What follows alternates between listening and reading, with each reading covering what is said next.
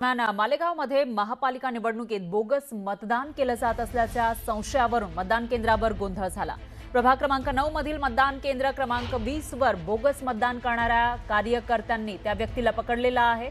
तर इथं मतदान केंद्र क्रमांक 20 वर बोगस मतदान केलं जात होतं आणि त्यानंतर कार्यकर्त्यांनी या व्यक्तीला पकडलेला आहे, कारण त्यांना संशय आलेला होता।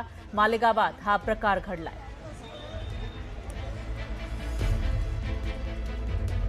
तर दुसरीकडे छत्रपती संभाजीनगर मधील मालक आणि पालक वरून संभाजीनगरचं राजकारण तापलेलं आहे। मैत्रीत राजकारण करत असताना असं वक्तव्य करणं म्हणजे त्यांना मॅच्युरिटी नाही, भावनेच्या भरात काहीही बोलतायत। देवेंद्र फडणवीसांनी जरी हे ऐकलं तर त्यांना फटकारतील असं म्हणत संजय शिरसाट यांनी केनेकरांना टोला लगावलेला आहे, कारण केनेकर यांनी शिरसाटांवर टीका केली होती। भाजपाचे आमदार संजय केनेकर हे म्हणतात, जरी तुम्ही पालक असले तर तुम्ही पालक कसले, आम्ही महाराष्ट्राचे मालक आहोत। मला वाटतं संजय केनेकरने अशा पद्धतीचं स्टेटमेंट करायला नको।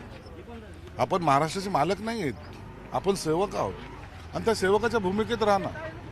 मालकाच्या भूमिकेत कसं जाऊ शकता तुम्ही? मैत्रीपूर्ण लढत तुमच्याकडून सांगितल्या जात होती, मात्र या लढतीतच आता कुस्ती पाहायला मिळते। त्यांचं जे भाषण होतं सगळं आक्रमक ते पाहायला मिळालं होतं। तुम्ही ज्यांनी तुम्हाला मोठं केलं त्यांनाच विसरले, व्हाईट हाऊसमध्ये गेले, आता तिथंच विसर्जित करू, हे सगळं। हे बघा, असे काही स्टेटमेंट जे करतात ना, याला आणखी मॅच्युरिटी यायला टाईम लागतो। तेवढी मॅच्युरिटी त्यांच्यात आलेली नाही।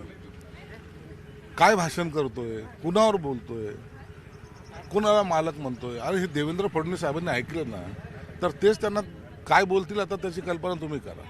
म्हणून राजकारणामध्ये मालक होणे किंवा मित्रपक्षावर टीका करणे यासाठी थोडासा काही निर्बंध आहेत, ते पाळले पाहिजेत। पण काहीतरी भावनेच्या भरात बोलायचं, आवेश आणून बोलायचं आणि पक्षाला अडचणीत आणण्याचं काम ते करतायत।